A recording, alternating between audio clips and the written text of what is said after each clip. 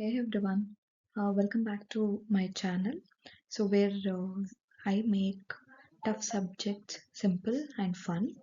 Today we're gonna learn something super cool called as machine learning, which is there in your VTU syllabus, that is in the 7th semester. So imagine you could teach your robot how to think like you. It sounds crazy, no? So that's exactly what we are going to explore today in Module 1 of VTU's Machine Learning course. Here is the learning objectives.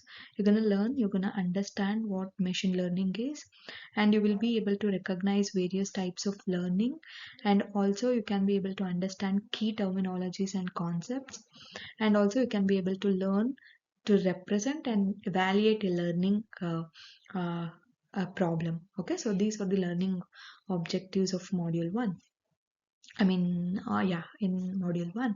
So now let's get started with the agenda. So we'll be learning what is machine learning, types of machine learning, how do you design a learning system, and how do you define well-posed learning problems. Okay, so that's all you will learn in this module.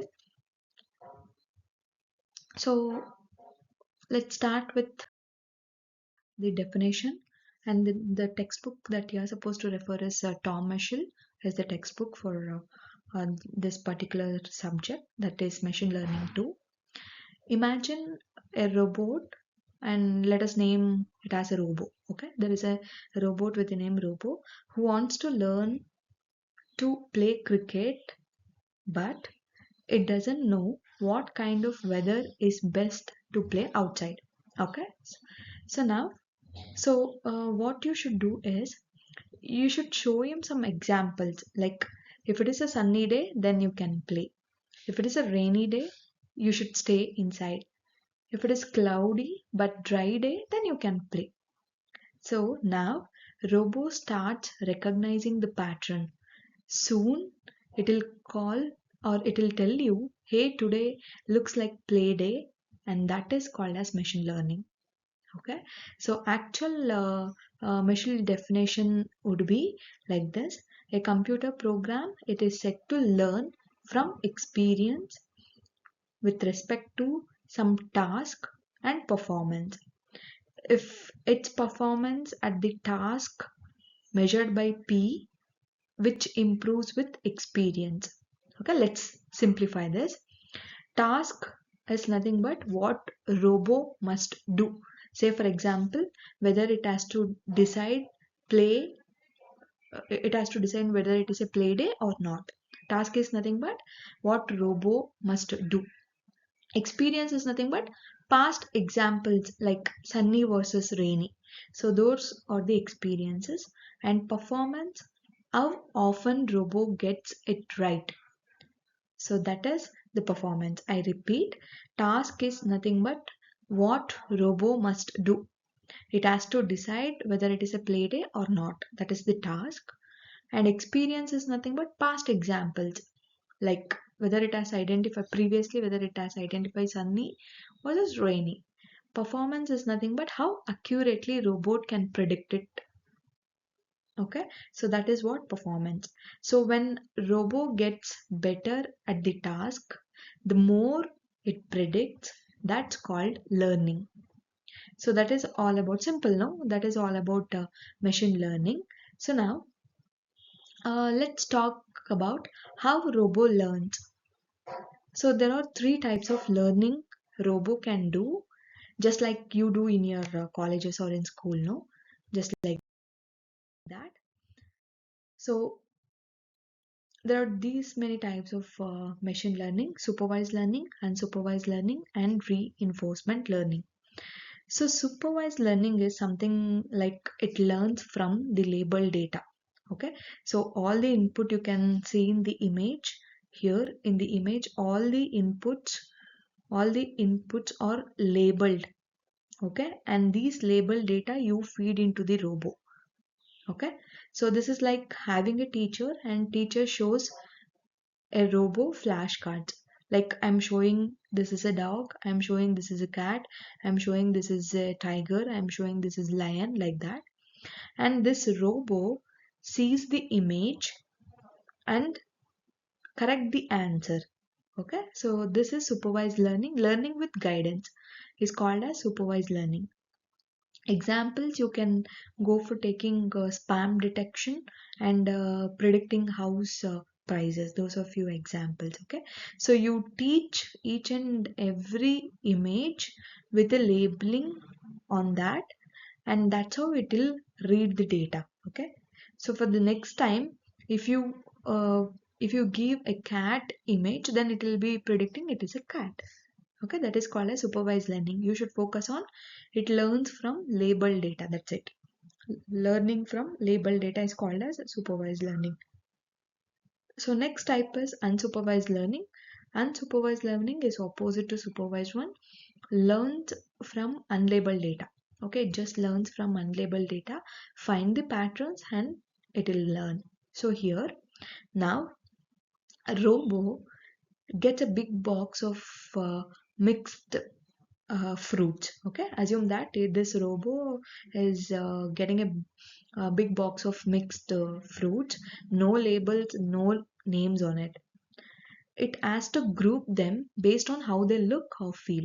Okay, say for example here i'm I have given 3 to 4 different types of data. One is this, one is this, and one is this.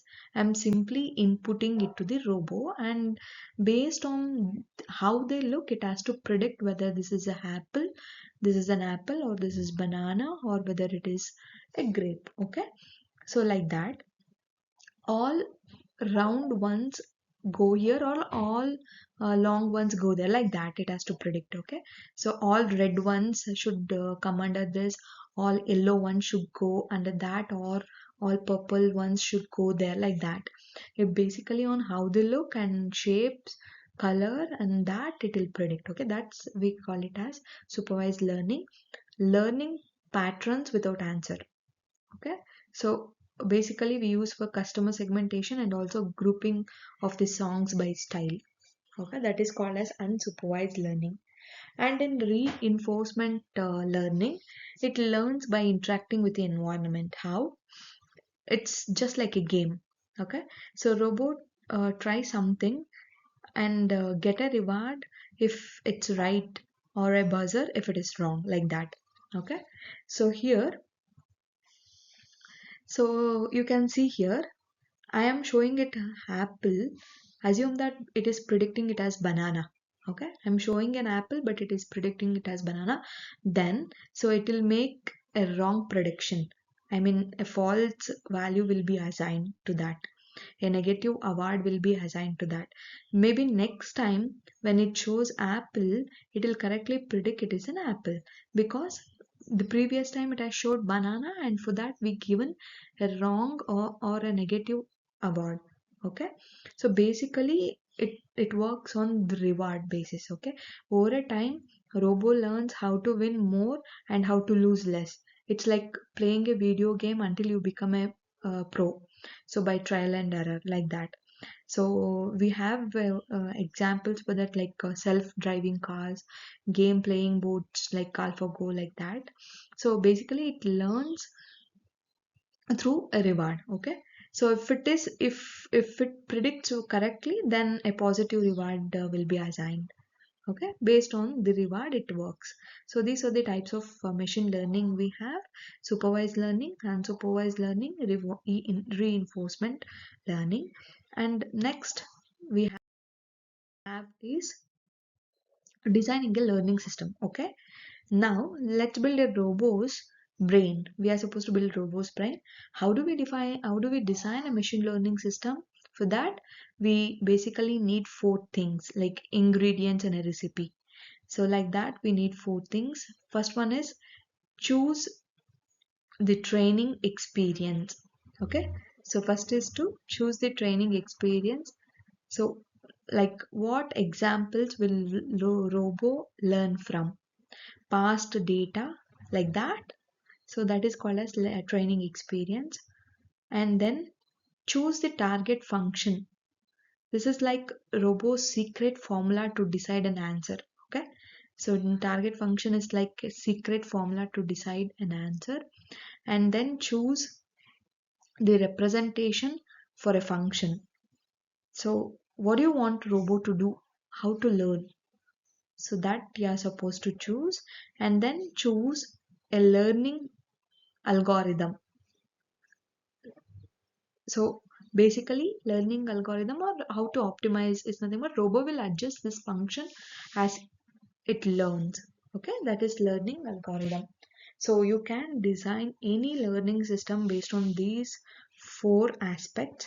First, you are supposed to choose the training experience, on what data you are supposed to train the model, and choose the target function, what it has to learn, and choose the representation for the function, how to learn, and then choose the learning algorithm, that is optimization. It has to learn from, it has to adjust the function, and it has to learn by itself. So uh, these are the steps involved in designing. And next we have well posed learning problem. So finally, how do we know our problem is set up properly for learning? And this is what is called as well posed learning problem. Okay, so how do we know whether it is set up properly or not? So that we call it as well posed learning system. So it should clearly define three things. The first thing is, here we have written, first thing is the task, like what robo is trying to do. Predict if, say for example, predict if we should play cricket or not. That is the task. Recognizing, here I have taken an example of recognizing handwritten digits from the image is a task. Okay, and the second one is the experience. So training data set of labeled digits. Okay, so you should label the digits, and then you should form this as a data set. Okay, and in this one, say for example, what data robo is learning from, say for example, past weather and play history, in the case of for whether to play cricket or not, that is.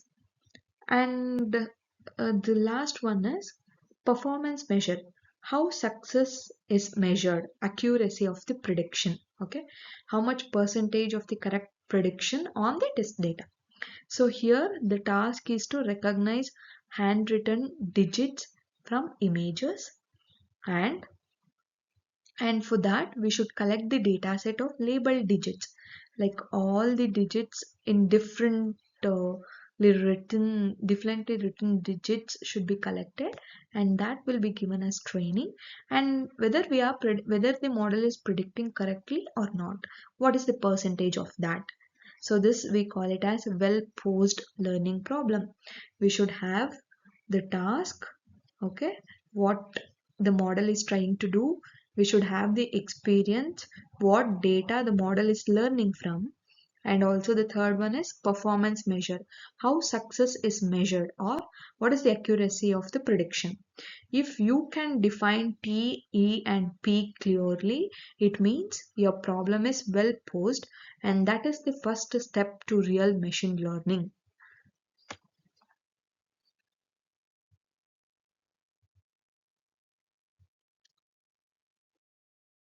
Next we have, now assume that the robot understands what learning means.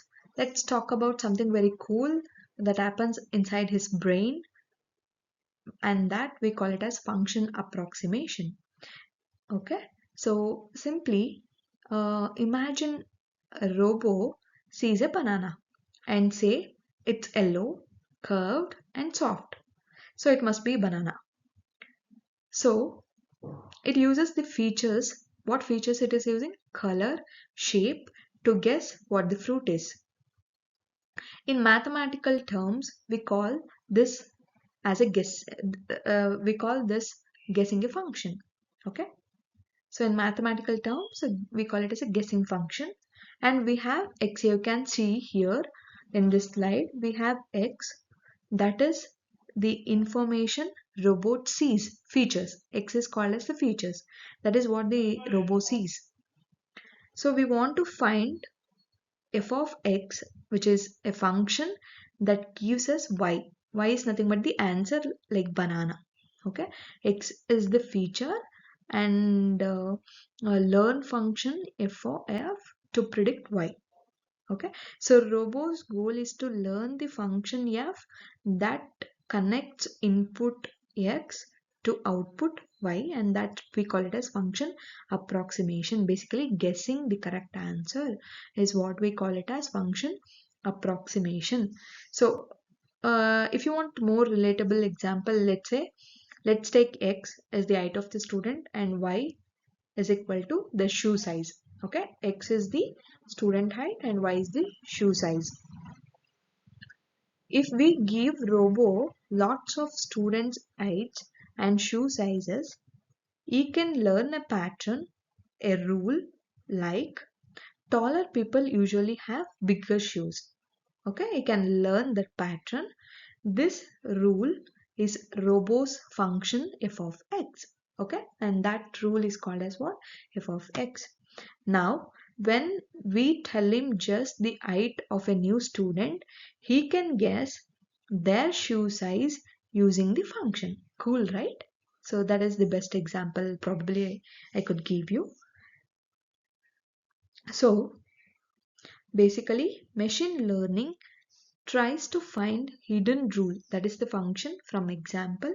This rule helps the computer predict outputs from the given input. Robot doesn't need the exact function, just a close one, approximation. That's why we call it as approximation. Close one, not the exact one. So whenever you hear someone say machine learning learns a function from data, just remember Robo is learning how to connect what he sees to what it means. That's it. And that's called function approximation in machine learning. So next we have this called as concept, hypothesis, and hypothesis space, and target function. So now we know Robo is trying to learn a function to predict things. Let's meet four important words that live in Robo's learning brain. One is the concept. First, there is the concept, okay? Think of it like a big data Robo wants to understand. Let's say Robo wants to learn whether an email is spam or not. That spam or not decision is called as a concept. Okay? So function or a class which is being learned. Whether here spam or not, that we call it as a function. Okay? So it's the thing Robo is trying to figure out. So concept is basically a function or a class being learned. Okay? So next we have the second thing is hypothesis. A possible answer Robo comes up with. Hypothesis is nothing but the possible function that algorithm is trying to learn. What it is, say for example, maybe all emails with the word free or spam. Assume that we have a hypothesis which is just Robo saying maybe all emails with the word free or spam. That's just one guess, one possible rule. Hypothesis is any rule Robo might come up with to solve the concept. Okay, so this is one rule. So next we have hypothesis space. All guesses Robo can make. Now imagine Robo has a big notebook full of guesses. Okay, Robo has one full big notebook full of guesses. Free means spam, and only if it has $3 and free, and short emails are not spam, and many more. Like that, it will make a list of guesses. Okay, that notebook full of guesses is called as hypothesis space. Okay, Set of all possible hypotheses, nothing but all possible guesses. It is called as hypothesis space. Okay, and it's the full set of possible rules robo can try. Okay, you can try a number of, so if it has a big image, then it is called as a spam. If it doesn't contain a big image, it is called as not spam. Like that, it can make n number of thousand and lakhs of hypotheses, and that set of all possible hypotheses is called as hypothesis space. Okay, and then we have the target function. So the real rule we are trying to discover is this, the target function. It is somewhere inside that big notebook that I told you just now. Assume that somewhere inside that big notebook there is one perfect rule, that is true answer, that always tells it correctly whether an email is spam or not. That's called as a target function. It's like finding the treasure map among all the fake ones. So that was called as the target function. Maybe one email with maybe in lakhs of hypotheses that I prepared, in that somewhere in the middle, in email with a big image, email with a flashy and animated image, is called is it should be called as a spam image. That is the target function, and assume that that function turn out to be the true function we want to approximate, and that we call it as a target function. Okay, so that is all about machine learning. So what we studied here in machine, yeah, so we have one more thing, that is a performance matrices. So performance matrix, let's imagine Robo just finished his very first machine learning exam, and he had to make predictions like, is this a cat or a dog? Is this a spam or not a spam? Now, just like you get your report card, Robo is about to get his performance report. Let's see how we check how well the Robo did. It is purely based on the accuracy. So, first metric is called as this accuracy. Okay, so the very first metric is the accuracy part, this one. So it is the percentage of correct answers Robo gave. For example, if Robo got 8 answers right out of 10, then his accuracy is 80. Easy, right? It's like saying how many times did Robo get it right. That is called as accuracy. And second option that we have to measure the performance is precision. Okay, so of all the emails Robo said were spam, how many real were spam? So Robo should not call everything spam just to be safe. No. So of all the real spam emails, how many did Robo catch? Robo should not miss any real spam either. So that is called as precision. Precision is about being careful, and recall it about being complete. Okay, so that we call it as a precision. And third one that we have is mean squared error. So what Robo makes mistakes with numbers? Now suppose Robo is predicting house prices, and he said one house is 50 lakh, real price is 55 lakh. Another is 70 lakh, real price is 75 lakhs. Oops. Robot was close but not perfect.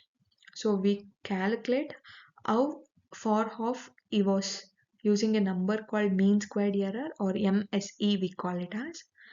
We square the mistake, add them all up, and take the average. That's smaller the MSE, that is mean squared error, better Robo is doing at the number of predictions. That we call it as regression task. Okay, easy. So let's review Robo's report card.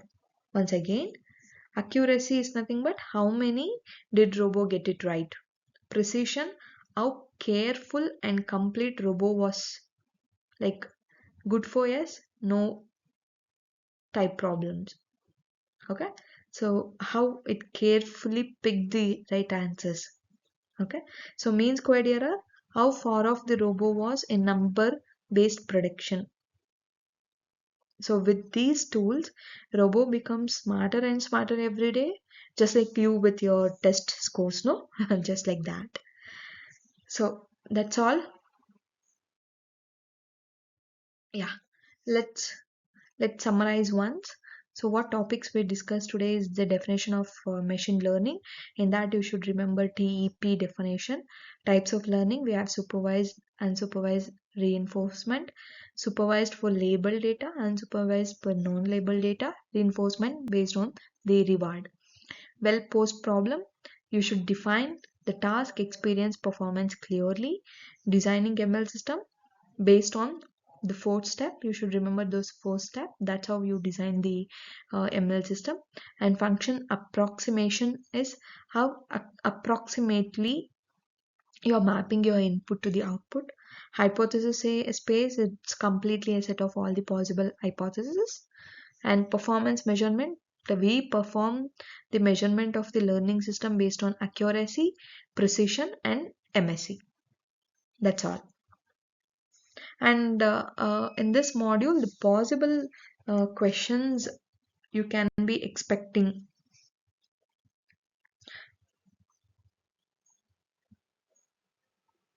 is this: what is define ML, explain types of machine learning, and also well posed problem they have given in one of the VTU paper, and designing how do you design ML system. So all those basic concepts they were included in the previous papers. Okay. Okay, thank you.